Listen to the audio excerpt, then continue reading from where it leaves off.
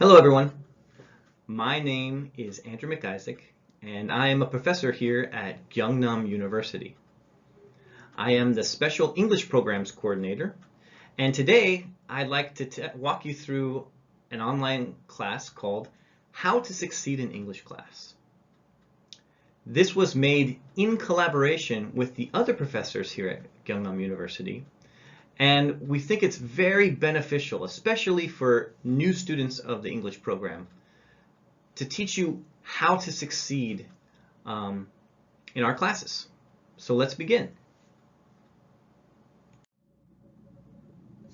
Before we start, we'd like you to please check the assignments section on eCampus.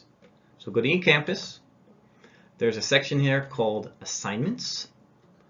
You click on that, and there is a special assignment for week 1 called Success in English. While you're watching the video, you can fill out this information. You can pause the video, write your answers, or you can just download this assignment and then fill it out later. But please do this right now.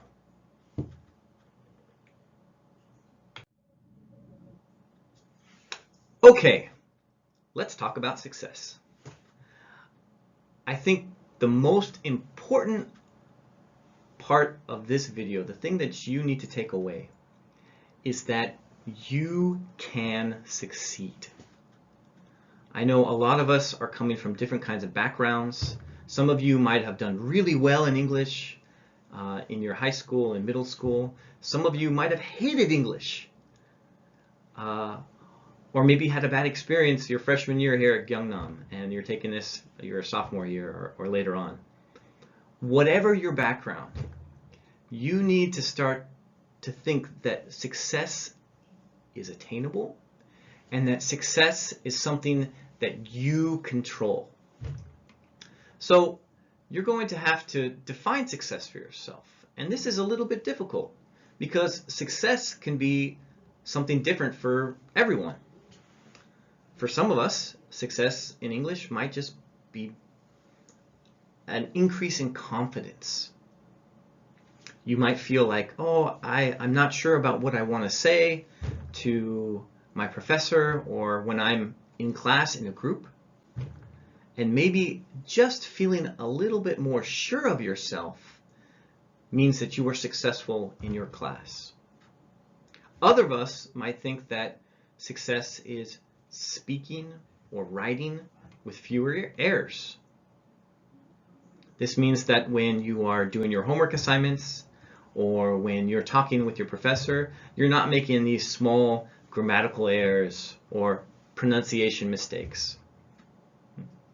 I know that also for many of us, success might be mean earning an A+ in this class. I would like, and that is a great goal, and that's a great marker for success. But know that we're all sometimes competing for that A+, especially the Sangdae Pyeongga students. So just know that even if you don't get an A+ in class, there's other ways you can succeed. And we all want you to succeed, all the professors here. So we're going to talk about some behaviors that will help you with this success.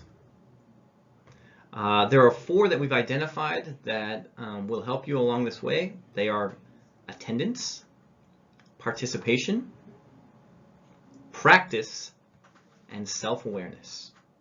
I'm going to cover each of these in turn, so let's begin.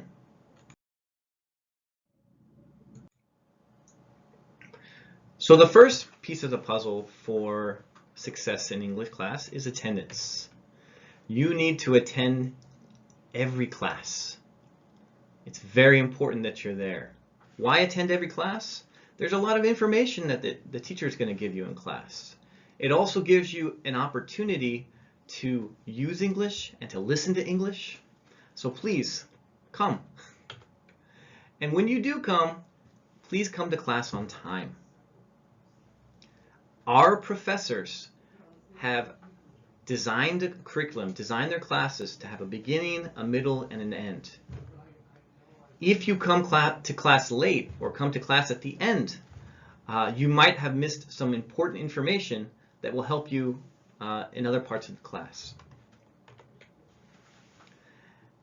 We know that you all have busy lives, and sometimes it's unavoidable that you are going to miss class. If this is the case, if you must miss class, please tell your professor ahead of time if at all possible. You can email them or maybe even tell them the class before. But if you do, our professors are very understanding, and they will probably give you some kind of preview for what you might miss, or maybe even another assignment, so that you are not you don't fall behind. So come to class every day, come on time. That's what we want. The next piece of the puzzle is participation. So what does participation mean for us professors?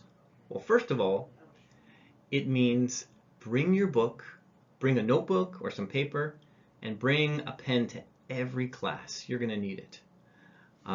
If you don't have the materials, there are some exercises, some activities that you won't be able to do. Another aspect of participation is doing all of your assignments by the correct deadline. If you get homework and it's due the next class, please do it by then.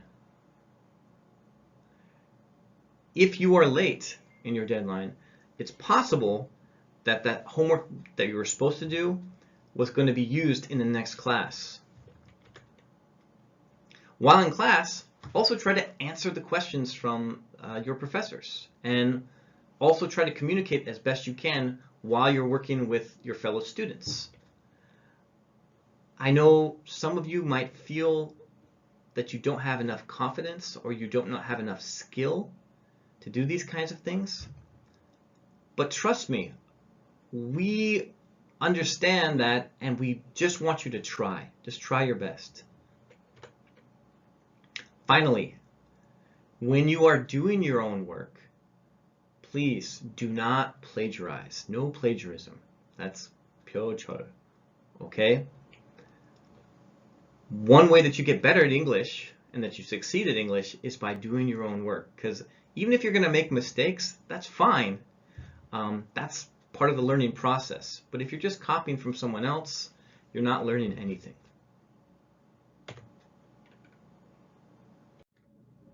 The third piece of the puzzle is practice.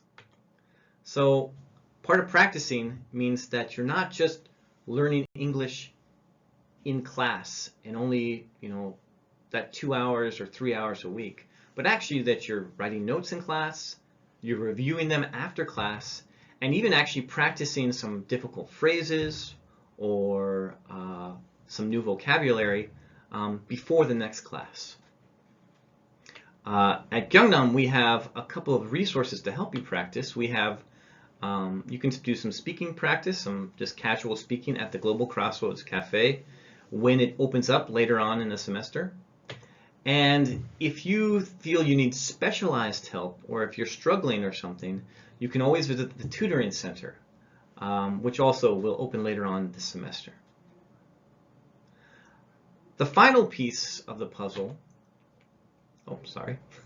the final piece of the puzzle is called self-awareness.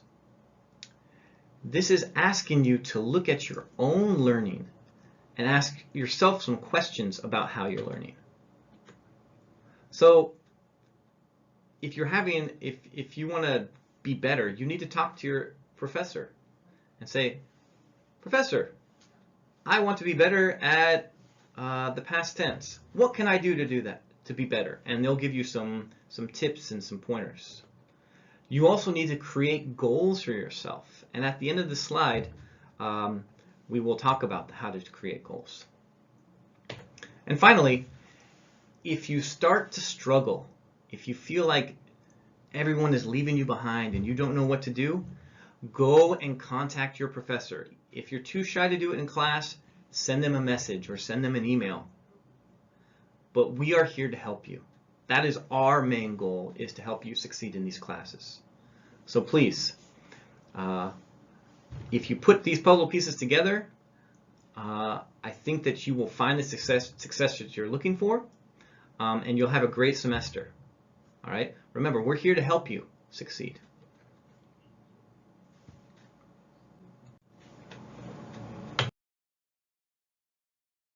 Now, let's talk about why you're looking at a video of me instead of seeing me in person. Yes, we all know that we've had a recent issue with the coronavirus, COVID-19, and that we're all learning remotely, we're all learning online this semester. And you might have problems. Well, I can't go to class, Professor. How do I participate? Well, we're going to give you some tips on how to succeed in an online class. Okay? I guess maybe the first tip is that you have a computer and you have headphones so that you can participate. But beyond that, let's go over 8 tips that will help you succeed in class online this semester. Tip number 1. Please upload your photo to the Gangnam 학생 정보 system. I'm sorry, my pronunciation might be a little bad. Okay? Why do you have to upload your photo? Well, it helps create a personalized contact with your professor. Later on, when we go into a real classroom situation, we want to know who you are. We're like, oh, that's Minjun, and I've seen Minjun's face before. It's great to see you finally in person. So please, before you start tackling your online classes, go and put your photo there. That would be awesome. Tip number 2. Stay updated. The professors here at Gyeongnam will be giving you lots of information, and that information might come out on Mondays or Wednesdays or Fridays or Sunday nights. And so you need to check eCampus as often as possible. We recommend at least 2 or 3 times a week for your individual class, just to see if there's any updates. Many classes will be utilizing in-class discussions, and you cannot participate in a discussion until other students have done so as well. So don't just check your class once a week. You might miss some important information.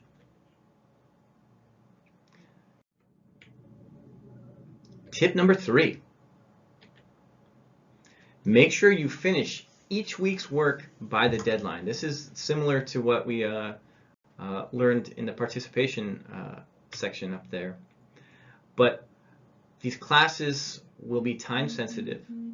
If you want to do well in the class, if you want to stay current with whatever you're learning, you need to make sure that you know what the deadline is for each week and that you're turning in the assignment by then. Tip number 4. Make sure you watch all the videos your teacher posts each week. This is important because that's where your main content for the lesson will be coming from. Also, we professors will know which students have checked the videos and which students have not checked the videos. So it is very important that you watch all the videos. Some professors will have just one long video. Other professors will have maybe 2 or 3 videos with activities in between. But whatever the case is for your individual class, you need to watch all of those videos. Next, tip number 5. Not only do you have to know the deadlines, but you should complete all of the assignments. There's also going to be quizzes and surveys and discussions. Your individual professor will tell you about all of these, but all of these will have a deadline and you should complete them all as well. This is part of participation, and that's part of how you're going to succeed in these classes. Tip number 6. Make sure you download and complete the video worksheets if your professor assigns them. So, did you download the worksheet from this video? Not yet? Okay.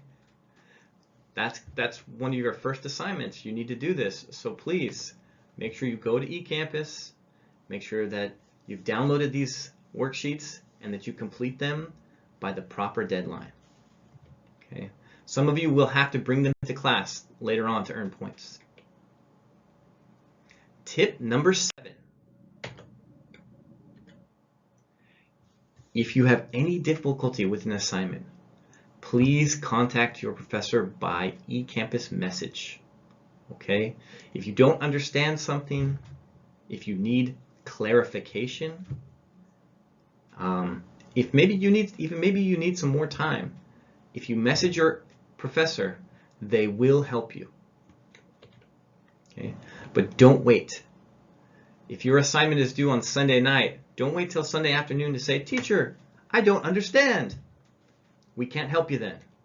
So as soon as you think you might have some difficulty, please contact your professor.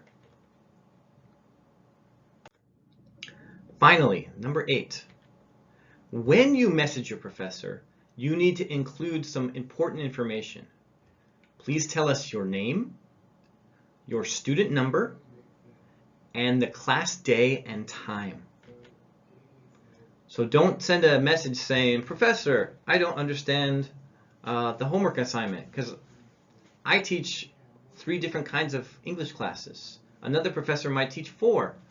You need to tell us your name, what your number is, and the day and time of your class." If you follow these 8 tips, you are going to have no problem with our online classes. And I know this online class is a little bit dry, but you will start to enjoy them a lot more as well if you follow these tips. Let's go back to what we talked about with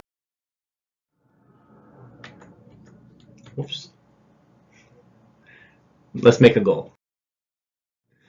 What kind of goal are we going to make? We're going to make something called a SMART goal. SMART is an acronym. S meaning specific, M meaning measurable, A meaning attainable, R meaning relevant, and T meaning time-based. So let's talk about what each of these letters stands for. When we say specific, when you make a goal, you need to say clearly and exactly what you want to do. If your goal is too vague, it's going to be difficult to take the steps in order to accomplish that goal. So let's look at some examples. For example, with our English class, you don't want to say, "I want to be better at English." That is too vague. It's not a clear-cut goal. There's lots of different ways you can be better at English. Better at speaking, better at listening, better at reading comprehension, better at vocabulary. So instead of saying, "I want to be better at English," you might want to instead say, "I want to learn 100 new words about traveling." It is a very specific goal. It's 100 words. What kind of words? Traveling words. Another example. Don't say, "I want to speak more naturally." What could be a better thing than saying, "I want to speak more naturally"? You might say, "I want to find 3 mistakes with my pronunciation and correct them," which will eventually help you learn to speak more naturally. But they're very more specific ways of speaking that way. Okay, so that's specific. Let's move on to measurable. When I say a goal must be measurable, you need a way to keep track of your progress. Like, "Oh, this week I did that. This week or this month I learned this, this, and this." Okay, so however you want to track your progress is up to you. But you can't. But if you have a goal that you cannot track, it's going to be very difficult to stick to it. Different ways you can track your progress. You can use a journal. Maybe after class, you might write like, "Oh, today in class I learned this, this, and this, but I don't understand this." You could also use a journal to talk about, like, maybe just like every day writing for a minute or 2 minutes your thoughts in English. You can keep a time log. This will show you the amount of time you're studying outside of the classroom, and after you've hit certain markers like, oh, on Monday I studied for 30 minutes, on Wednesday I studied for 45 minutes, this week I studied for 2 hours, okay? And that will help you keep keep you focused on your goal. You can record yourself, either a video recording or just like a voice note, and you can listen to that, maybe record yourself once a week. If you're working on pronunciation, for example, you could read the same thing every week and listen to how you've changed throughout the semester. You can also take online tests or some kind of online exams. These will give you results, and there's a lot of free online tests that you can take, and this will just show your progress as well. So that's measurable. Let's move on to the next part of a SMART goal. It must be attainable.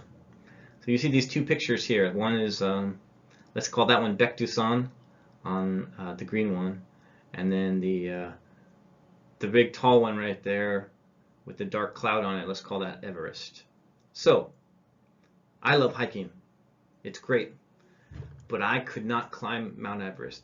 It would kill me. When I say something must be attainable, it must be something that you are capable of doing. Sometimes it's great to make really lofty goals, to make goals that are like way, way, way high. But the chances of you reaching a goal that's too far out of reach might demotivate you. So, this way. This semester is 15 weeks. And let's say that your goal is to learn some new vocabulary. And so like you want, I'm going to learn 2,000 words. Well, that's a lot of words. That's almost 130 some words a week that you have to memorize. So English is not your only class right now. You have other classes you need to study as well.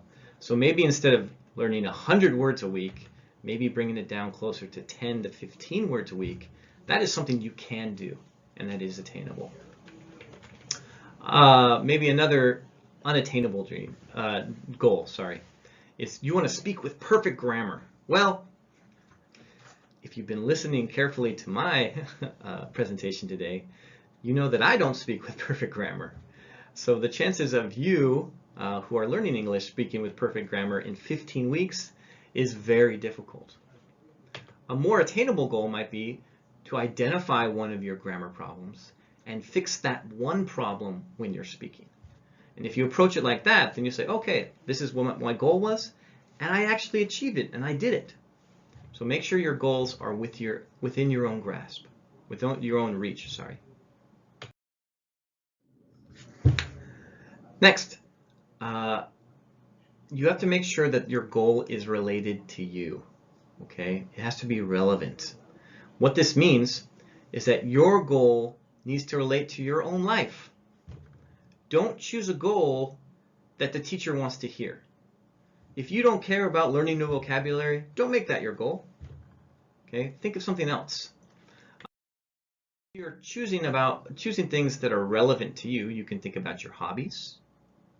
Maybe you think about your family, and that's important, or your career, like what kind of job you're going to have later on. You might think about your lifestyle, like how you live your life, or your friends, or the friends you want to make in the future. You can consider your preferences, things that you like and that you don't like, and also take into account your own personality. If you happen to be an introvert and you like staying at home, maybe your goal should be improving your reading comprehension or listening skills, for example. Finally, your goal should be time-based. This is the T. You should have a goal that finishes by the end of this semester. But you also need to have a goal that you can break up into small time fragments. So you might think of it as making your larger goal have smaller mini goals. So like, what did you do today? Or what was your goal for today? What was your goal for next week? What would your goal be for next month? And what would be like the end goal at the end of the semester? If your goal is to learn those 200 vocabulary words, maybe every day you might want to learn 2 or 3 words. So by the end of the semester, you have 200 new words learned. So that's a SMART goal.